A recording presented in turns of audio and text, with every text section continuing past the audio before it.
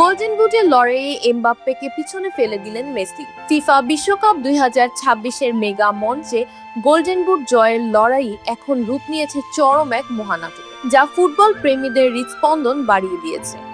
এর আগে Lionel Messi ও Kylian Mbappe দুজনেরই গোলের সংখ্যা 8টিতে সমান ছিল, তবে অ্যাসিস্টের দিক থেকে কিছুটা সুবিধাজনক অবস্থানে থেকে এগিয়েছিলেন।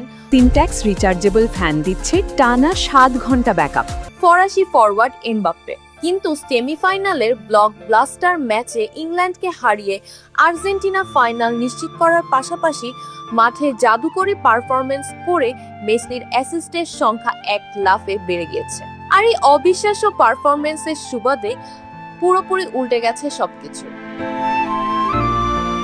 ফিফার অফিসিয়াল টাই ব্রেকারের নিয়ম অনুযায়ী গোল সংখ্যা সমান হলে গোল্ডেন বুটের ভাগ্য নির্ধারিত হয় অ্যাসিস্টের সংখ্যা দিয়ে। ঠিক এই নিয়মেই এমবাপ্পে 3টি অ্যাসিস্টের বিপরীতে 4টি অ্যাসিস্ট নিয়ে গোল্ডেন বুটের টেবিলের শীর্ষস্থানে এখন এককভাবে রয়েছেন অধিনায়ক লিওনেল মেসি, আর এমবাপ্পে ছিটকে গেছেন দ্বিতীয় স্থানে।